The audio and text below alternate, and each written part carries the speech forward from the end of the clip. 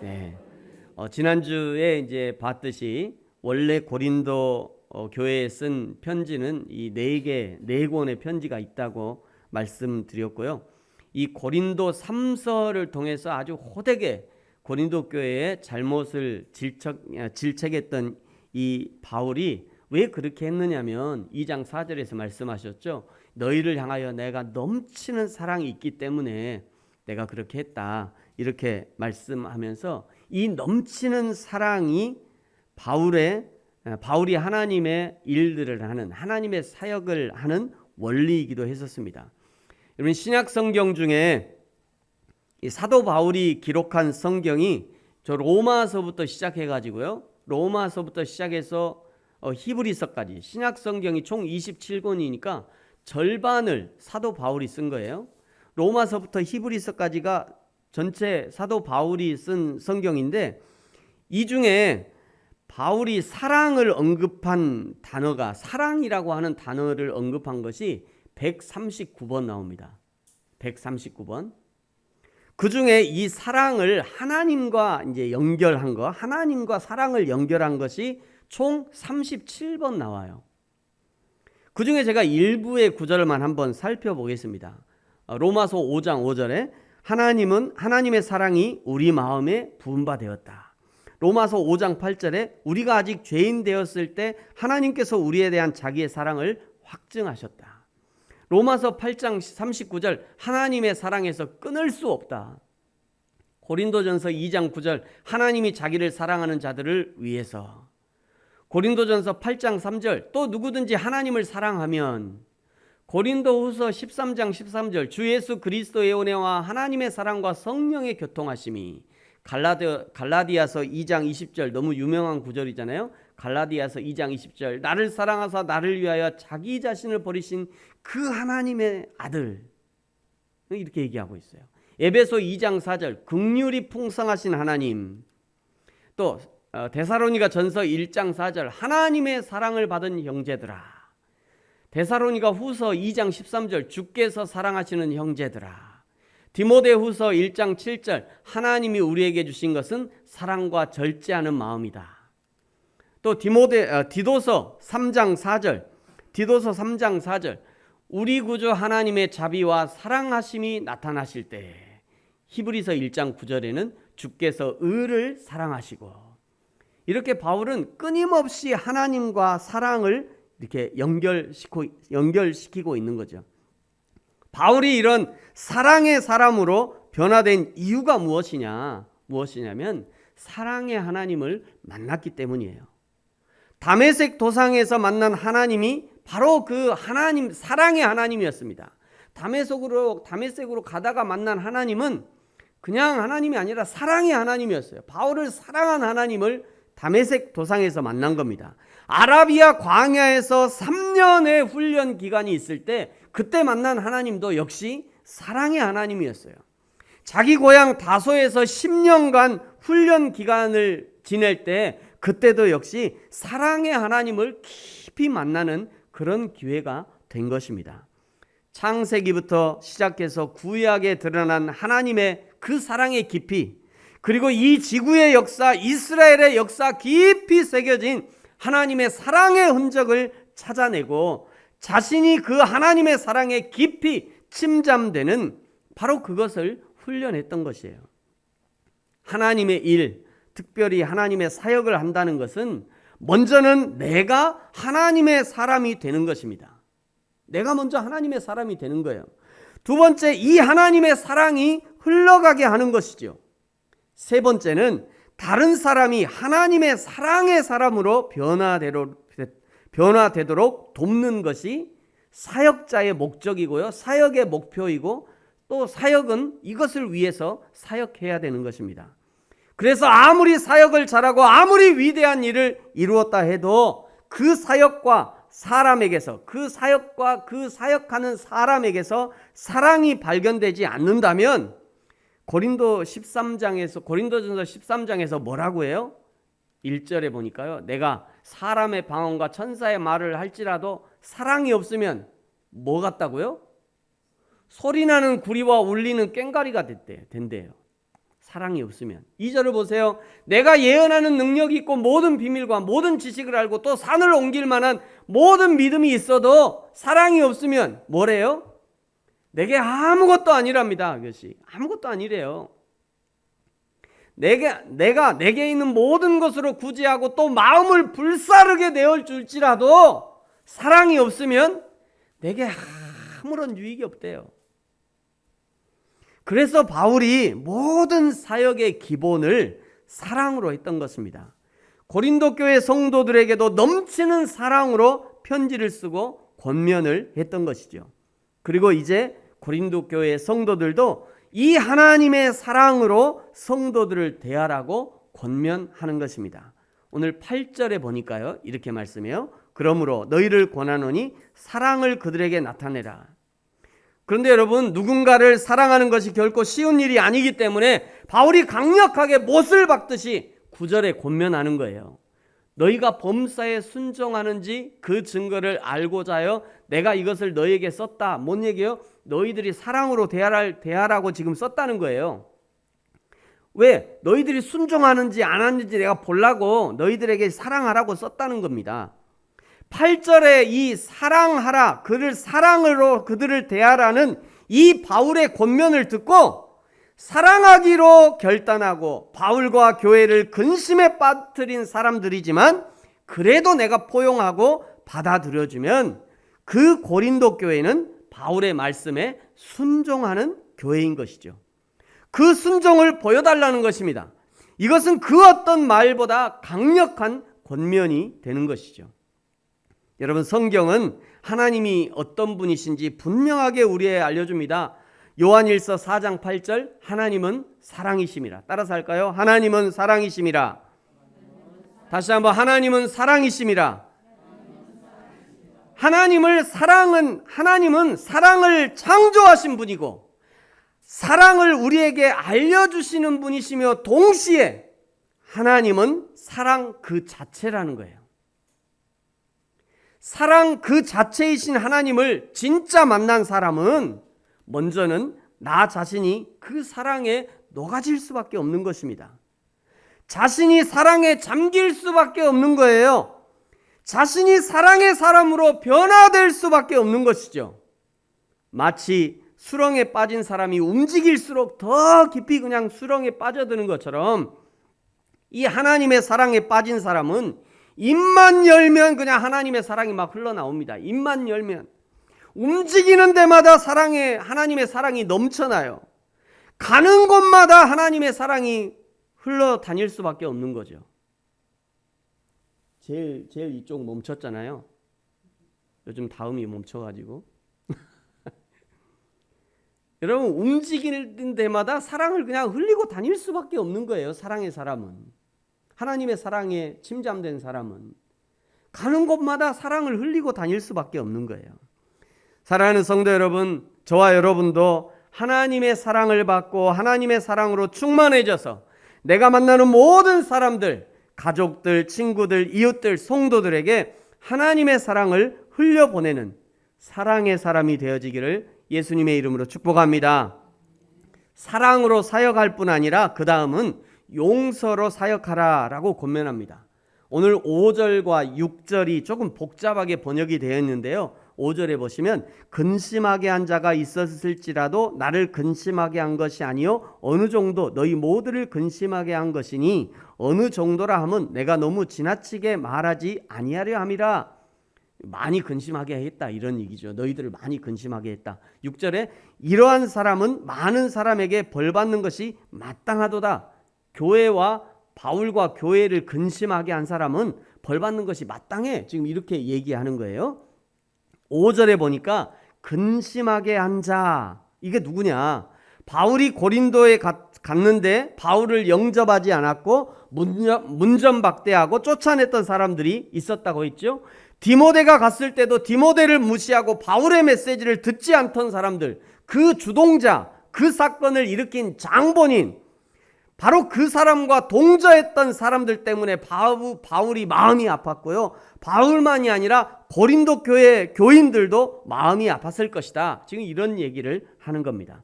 그럼에도 불구하고 바울은 어떻게 결정했냐? 이 5장 5절의 하반절에 보니까 내가 지나치게 말하지 않으려고 한다.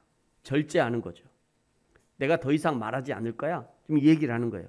7절에 보니까 그런즉 너희는 차라리 그를 용서하고 위로하라 말합니다. 10절에서도 용서의 원리를 강조해서 말합니다. 너희가 무슨 일이든지 누구를 용서하면 나도 그리하고 내가 만일 용서하는 일이 있으면 용서한 그것은 너희를 위하여 그리스도 앞에서 한 것이다. 여러분, 사랑과 용서는 공동체의 원리입니다.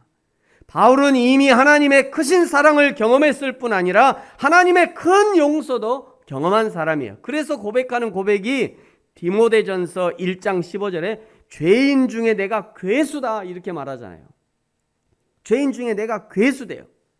바울이 왜 자신을 죄인 중에서도 그 죄인의 우두머리 괴수라고 고백하는 것입니까? 바울 자신이 자신을 너무나 잘 알기 때문이에요. 바울이 예수님을 믿기 전에 그는 예수 믿는 자를 잡아 죽이는 사람이었어요.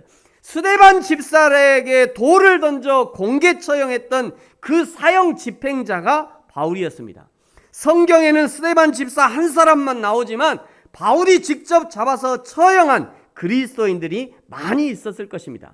그 열심이 얼마나 특심하던지 예루살렘 성에서 그리스도인들을 토벌하고요. 이제 예루살렘 성을 토벌해서 끝냈어. 예루살렘 성을 토벌하고 그 다음에 다메섹이라고 하는 그 성에도 그리스도인들이 있다고 하는 그 소문을 듣고 거기까지 쫓아가서 죽이려고 했던 것입니다. 그래서 고백하는 거예요. 내가 죄인 중에 괴수다. 나는 사형에 합당한 자다. 나는 하나님의 저주를 받아 마땅한 사람이었어. 바울 자신이 이미 하나님의 크신 사랑과 용서를 받은 사람이라는 것을 자기 자신이 알고 있기 때문에 오늘 고린도 교회를 향해서도 용서해라 라고 권면하는 거예요. 오히려 사랑을 그들에게 나타내라 라고 권명합니다. 원칙에 철저한 바울이지만 영혼을 섬길 때는 진정한 사랑과 용서로 행했던 것이죠. 이것이 하나님의 사랑과 하나님의 공의입니다. 이 사랑으로 하나님이 우리를 사랑하신 것이고요. 우리 역시 이 하나님의 사랑과 용서를 가지고 이웃들에게 다가가야 하는 것입니다. 사랑하는 성도 여러분, 저와 여러분이 이 하나님의 사랑과 용서의 은혜를 받았으므로 이제 우리도 이 하나님의 사랑과 용서로 우리의 가족과 이웃과 형제와 자매들에게 사랑과 용서를 흘려보내기를 예수님의 이름으로 축복합니다. 12절과 13절에는요 고린도 교회를 향하는 바울의 행적에 상당히 중요한 힌트를 주는 구절이 등장하는데요. 12절에 보니까 내가 그리스도의 복음을 위하여 드로아의 이름의 주 안에서 문이 내게 열렸으되 13절 내가 내 형제 디도를 만나지 못함으로 내 심령이 편하지 못하여 그들을 작별하고 마게도냐로 갔다. 이게 무슨 얘기냐면 앞에 지도가 있습니다. 지금 바울은 여기 에베소에 있는 거예요. 여기 에베소까지 도착을 했어요. 제 3차 전도여행이죠. 3차 전도여행에 에베소까지 왔는데 에베소에서 이제 그 고린도 교회 소식을 들은 겁니다. 고린도 교회를 소식을 듣고 여기서 고린도 전서를 써요. 고린도 전서. 우리가 성경에 있는 고린도 전서. 그런데 고린도 전서 전에 또 하나의 편지가 있다고 그랬죠. 그게 고린도 1서예요. 고린도 1서를 쓰고 그다음에 고린도 전서를 쓰고 이 고린도 전서를 쓰고 전달하고 디모데가 그냥 코가 쑥 빠져갖고 다시 왔잖아요. 그래가지고 이제 성질이 나고 그냥 분노가 차고 그냥 눈물의 편지 제 3서 고린도 3서를 쓰게 되는 겁니다. 고린도 3서를 이제 디도가 가지고 갔어요. 디도가 가지고 갔는데 소식이 들리기를 디도가 잘 해결했습니다. 이 고린도 교회 문제가 다 해결됐습니다. 이런 소식이 먼저 들려요. 그럼 바울이 얼마나 반갑겠어요? 그래서 이제 디도가 빨리 왔으면 좋겠는데 빨리 디도가 와가지고 저 소식을 나한테 정식으로 좀 보고를 해줬으면 좋겠는데 디도가 아직 안 와. 그래서 바울이 나서요. 디도를 만나려고. 바울이 나서서 드로아에 갑니다. 드로아에 갔는데 아직도 안 와. 이미 도착해 이미 이제 출발했다 그러니까 지금쯤 여기쯤 왔을 것 같은데 드로아에 가보니까 아직 안 왔어. 그래서 바울이 이제 더 가요. 더 가는데 앞비볼 어디죠? 네아폴리를 지나서 그 다음에 빌립보에까지 도착했더니 거기서 이제 드디어 디도를 만난 거예요. 아우 이 사람아 도대체 어떻게 된 거야? 왜 이렇게 늦은 거야? 그랬더니 이제 제가 조금 더 정리하고 마지막 정리하고 오느라고 조금 늦었습니다. 그래서 어떻게 잘했나? 네, 제가 잘 고린도 교회 문제가 싹 해결됐습니다. 아이고 잘했네. 그리고 거기서 편지를 쓴 게 고린도 후서예요. 고린도 후서. 이렇게 총 4개의 편지가 있다고 말씀드렸어요. 그리고 이제 이렇게 해서 이제 잘 정리가 된 거죠. 그리고 거기서 디도를 만나서 고린도 후서를 여기서 쓰게 된 겁니다. 이것이 이제 12절과 13절의 내용이고요. 여기서 사실은 12절, 13절이 아주 간단하게 기록되어 있지만 이 안에 대단한 사실 내용이 포함되어 있는 거예요. 다시 이제 바울의 사역 원리를 돌아와서요. 세 번째 바울의 사역 원리는 냄새와 향기였습니다. 자, 14절, 15절, 16절인데 좀 길어요. 잘 보이시는 분들은 크게 읽으시고 잘 안 보이시는 분은 잘 들으셔도 될 것 같아요. 우리 14, 15, 16 같이 읽습니다. 시작.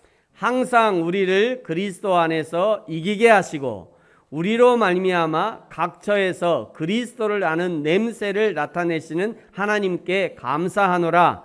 우리는 구원받은 자들에게나 망하는 자에게나 하나님 앞에서 그리스도의 향기니 이 사람에게는 사망으로부터 사망에 이르는 냄새요 저 사람에게는 생명으로부터 생명에 이르는 냄새라. 누가 이 일을 감당하리요? 아멘. 14절에 등장하는 그리스도를 아는 냄새에 해당하는 단어는 오스메라는 단어예요. 오스메. 이거는 향기, 방향, 냄새 이런 의미를 포함하고 있어요. 그 다음에 16절에도 똑같은 의미가 있죠. 똑같은 냄새라고 하는 오스메라는 단어가 등장합니다. 비슷한데 15절에는 향기로 번역되어 있죠. 향기로. 이 단어는 유오디아라는 단어예요. 유오디아 어디서 많이 들어본 것 같잖아요. 유오디아. 그 빌립보서에 있는 유오디아랑은 다른 단어예요. 근데 발음은 비슷한데 유오디아. 이렇게 이게 성경 공부하다가 이런 좋은 단어가 나오면 사업하는 사람은 이런 데에서 아이디어를 얻는 거예요. 향수를 만들 때, 야, 유오디아 향수. 너무 좋잖아요. 향수 이름 유오디아. 응? 사업하는 사람들이, 그리스도인 사업하는 사람들이 이런 데서 아이디어를 얻는 거예요. 그래서 어쨌든지 유오디아라는 단어입니다. 이 단어는 좋은 냄새, 향기, 달콤한 향기 이런 뜻을 가지고 있어요. 사도 바울이 지금 여기서 냄새와 향기의 비유를 하는 것은 지금 고린도 교회가 냄새와 향기의 역할을 하지 못하고 있으니 앞으로 그런 역할을 해야 할 것이라고 권면하고 있는 거죠. 로마에서는요, 이 전쟁에 나간 장군이 전쟁에서 승리한 후에 입성할 때 개선 장군이 이 성을 들어올 때 향을 피웠다고 해요. 그 근처에다가 이 개선 장군이 오는 그 근처에 향을 피운 거예요. 그 다음에 이 향이 끝나면 나머지 이제 전쟁 포로들을 거기서 이제 처형하는 거죠. 우리가 전쟁 포로 데리고 왔는데 이 중에 몇 사람 다 보기 좋게 그냥 처형하고 두목들은 다 처형하고 잠옷 나머지는 그냥 이제 종으로 쓰는 거죠. 이 처형하는 거예요. 그러니까 이 향은요, 로마 시민들에게는 승리와 생명의 향기, 냄새가 되는 것이지만 잡혀오는 저 포로들에게는 야, 이제 우리가 죽었구나. 저 향기의 끝에 우리가 죽는다는데 드디어 우리가 죽었다. 이런 죽음의 향기가 되는 거예요. 우리가 전하는 복음의 향기도 영접하는 자에게는 생명과 약속의 향기지만 믿지 않는 자에게는 저주와 심판의 향기가 되는 것입니다. 향기는 높이 올라가고 전파되는 속성이 있죠. 우리는 하나님의 말씀과 우리의 인격적인 삶을 통해서 향기를 전파하는 그리스도의 향기가 되어야 하는 것입니다. 미국에 살던 어떤 유학생이, 이 가난한 유학생이요, 아침을 간단하게 먹고 집을 나서는데 한 강아지가 그냥 졸졸졸졸 따라왔대요, 자기한테. 그래서 야야 가, 뭐 우리 오지 말라고 막 가라고 막 이렇게 저러는데 얘가 영 안 가. 가라고 막 발로 차도 안 가. 근데 하루 종일 이 강아지가 생각났더래. 그 강아지가 도대체 나를 왜 따라왔지? 생각하다가 갑자기 오늘 아침에 먹은 아침밥이 생각났대요. 그래서 빨리 집에 가가지고 쓰레기통을 막 뒤져봤더니 아침에 내가 아침 먹은 캔을 이게 뒤져봤더니 세상에나 맙소사. 내가 아직 영어를 서툴러서 잘 살피지 못했는데 그 밥이 요거였던 거예요. 개밥. 도그 푸드라고 써져 있잖아요. 저거를 미처 모르고 영어 잘 안 보이니까 그냥 저거 캔 까서 이제 조리해서 아침에 먹고 온 거죠. 세상에나. 그래서 아침에 강아지가 절절절 따라왔던 거예요. 아마 한 마리가 아니라 두세 마리 같이 왔을 것 같아요. 자기도 몰래 아침부터 강아지가 좋아하는 개밥 냄새를 풍기고 왔던 거죠. 그 아침에 출근길에, 학교 오는 길에. 여러분, 향기는 내가 풍기고 싶다고 풍겨지고 풍기고 싶지 않다고 해서 풍겨지지 않는 것이 아닙니다. 이미 우리는 어떤 종류의 향기를 풍기고 있어요. 저와 여러분을 통해 그리스도의 생명의 향기, 저 천국에 대한 소망의 향기가 아름답게 전파되어지기를 예수님의 이름으로 축복합니다. 마지막으로 바울의 사역 원리는 순전함에 있습니다. 17절을 보십시오. 우리는 수많은 사람들에게 하나님의 말씀을 혼잡하게 하지 아니하고 곧 순전함으로 하나님께 받은 것 같이 하나님 앞에서와 그리스도 안에서 말하노라. 말씀을 전하는 사람은 하나님의 말씀을 혼잡하게 해서는 안 됩니다. 바울 시대에는요, 수많은 거짓 사도들, 괴율의 역군들, 사단의 일꾼들이 교회에 침투해서 복음을 혼잡하게 만들어버렸어요. 여러분, 우리 교회 우편함에도요, 한 달에 한 번씩 꼭 신천지에서 편지가 와요. 신천지에서 꼭 편지가 와요. 저는 아주 보자마자 그냥 꺼내가지고 그냥 찢어서 버립니다. 혹시라도 다른 분이 볼까봐. 혹시라도 다른 성도님들이 이거 볼까봐. 무서워서 찢는 게 아니에요. 그냥 그 쓸데없는 거 그냥 찢어서 버리는 거예요. 근데 여러분, 며칠 전에는요, 전혀 생소한 편지가 한 통 와 있어요. 이런 편지가. 빨간 십자가에 그 요한복음 3장 16절이 딱 박혀갖고 누가 보냈는지도 모르겠어요. 누가 보냈는지도 없고 아무런 정보도 없고 그냥 어떻게 이렇게 교회가 여기 있는 줄 알고 교회에 왔는지. 응? 그리고 이게 소개 열어보니까 이런 게 들어있어요. 저 까만 데 앞 표지에는 요한계시록 22장 13절. 응? 나는 알파요 오메가요 처음이요 마지막이다. 시작. 성경 구절도 안 써지고 찾아보라 이거죠. 찾아보라 이거. 성경 딱 이게 열어보니까 이런 메모지가 이렇게 들어있어요. 누가 분명히 이유가 있어서 보냈을 건데 전국 교회, 한국에 지금 전국 교회, 대한민국의 전국 교회가 17만 교회거든요. 17만 교회 다 보냈다는 거예요, 이거를. 그래서 제가 계산해봤어요. 17만 곱하기 요금, 요즘에 우편 요금 400원 계산이 되나요? 17만 교회에 곱하기 400원에다가 플러스 이 포스트잇을 만드는데 제가 그 고려 기프트에 계산해 보니까 이 포스트잇을 만드는데 얼마 드냐면 3,300만 원 들어요. 3,300만 원. 그래서 총 든 금액이 1억 100만 원 들더라고요. 1억 100만 원. 대단한 사람들이에요. 대한민국 사람들 참 대단한 사람들 많아요. 여러분, 누가 이런 일을 했겠어요? 정상적인 교회는 이런 일은 절대 하지 않습니다. 지금도 이런 사이비 이단들이 너무도 많아요. 여러분, 성도들은 조심하셔야 돼요. 바울 당시에도요, 세상을 혼잡케 하는 스타 강사들이 많이 있었습니다. 그들은 청중들의 귀를 솔깃하게 하고 마음을 요동치게 하고 신앙의 근본을 흔들어 놓는 자칭 복음의 일꾼들이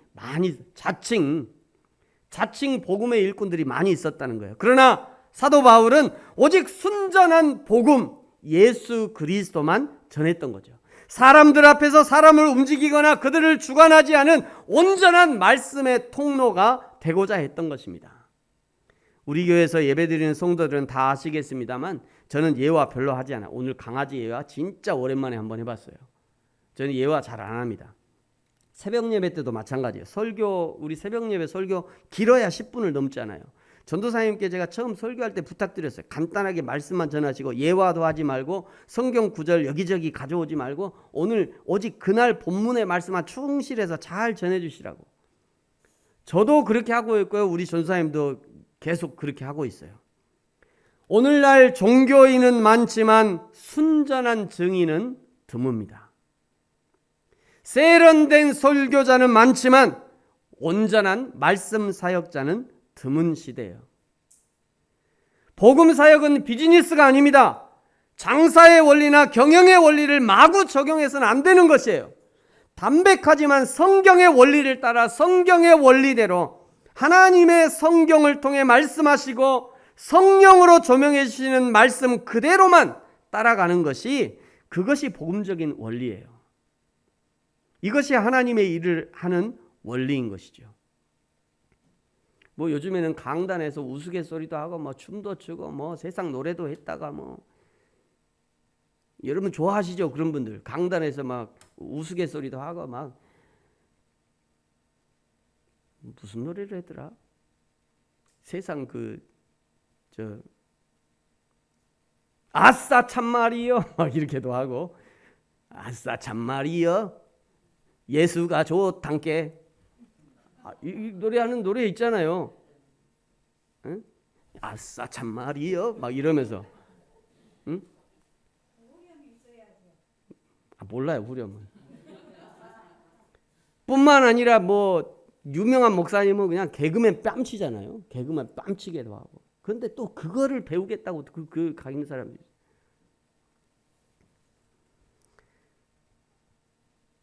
여러분, 우리 부르심 교회가 지하에 있는 교회, 또 성도가 많지 않은 교회, 프로그램이 없는 교회, 화려한 음악이나 악기나 치장이 없는 교회, 치유의 역사, 눈물 콧물의 역사가 없는 교회, 방언으로 기도하지 않는 교회, 그래서 별 시답지 않게 생각할지도 모르겠습니다만, 교회는 하나님의 말씀을 전하는 것이고요, 사역자는 연예인도 아니고 웅변가도 아니고, 사역자는 그 하나님의 말씀을 잘 전달하는 우편 배달부와 비슷해요.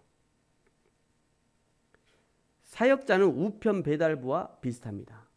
그래서 신학교에서 우리가 이제 설교학을 배울 때, 설교자란 무엇이냐? 성은 운반이다. 성은 거룩한 말씀을 운반하는 사람이다. 이렇게 배워요. 설교학을 배울 때. 우편 배달부가 화려하게 꾸며진 옷 입어서 뭐 하려고요? 우편 배달부가 사람 많이 끌어모아서 뭐 하시려고요? 우편 배달부는 집집마다 정해진 시간에 도착된 우편만 잘 전달하면 되는 거예요. 많은 사람들이 오늘날의 한국 교회를 보면서 루터가 종교개혁을 했던 그 수준의 종교개혁이 필요하다고 염려하고 권면하고 있어요. 저와 여러분이 한국 교회를 통째로 바꿀 수는 없습니다. 그러나 나 한 사람만이라도 바꿔갈 수 있지 않겠습니까? 나 한 사람이라도. 사랑하는 성도 여러분, 오늘 바울이 어떻게 사역했는지를 소개했습니다. 바울은 사랑의 원리로 사역했습니다. 우리도 하나님 사랑, 이웃 사랑으로 살아야 합니다. 뭔 다른 필요가 없어요. 우리도 하나님을 사랑하고 그리고 이웃 사랑하고, 하나님을 사랑하는 사람은 이웃 사랑하는 자이고요, 이웃을 사랑하는 자는 하나님 사랑하는 자예요. 이게 한 가지예요. 사실은 우리는 사랑의 원리로 살아야 합니다. 두 번째, 바울은 용서의 원리로 사역했습니다. 우리도 나 자신을 용서하고 남편과 아내를 용서하고 자녀들을 용서하고 이웃들 성도들을 용서하고 용납하며 사시기 바랍니다. 바울은 냄새와 향기의 원리로 사역했습니다. 사람에게는 각자의 냄새가 있어요. 평소에 어떤 생각으로 살고 무엇을 먹고 사는지가 그 사람의 냄새를 결정할 것입니다. 평소에 하나님의 말씀을 먹고 평소에 하나님 나라를 생각하고 평소에 교회와 성도를 생각하고 살면 그 사람에게서는 생명과 천국의 향기와 냄새가 날 것입니다. 마지막으로 바울은 순전함으로 사역했습니다. 바울은 당대 최고의 학문을 했던 사람이고요, 당대 최고의 사내들인 공회의 회원이었습니다. 조직이 어떻게 움직이는지 다 알고 있어요. 어떻게 해야 사람이 잘 모여드는지 심리학적인 지식도 있었을 거예요. 그러나 바울은 이런 자신의 지식을 마치 배설물처럼 여긴다 그러잖아요. 나는 이런 세상적인 지식을 똥으로 여기겠다 얘기해요. 똥으로 여기겠다.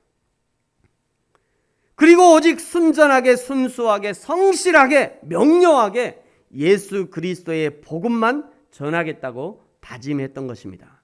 사랑하는 성도 여러분, 저와 여러분이 오늘 바울의 사역의 원리를 깨닫고 사랑의 사람으로, 용서의 사람으로 예수 그리스도를 증거하는 생명과 천국의 향기와 냄새로 살아갈 뿐 아니라 순전하게 복음을 증거하는 복음의 증인으로 살아가는 저와 여러분이 되어지기를 예수님의 이름으로 축복합니다. 같이 한번 기도하겠습니다. 오늘 말씀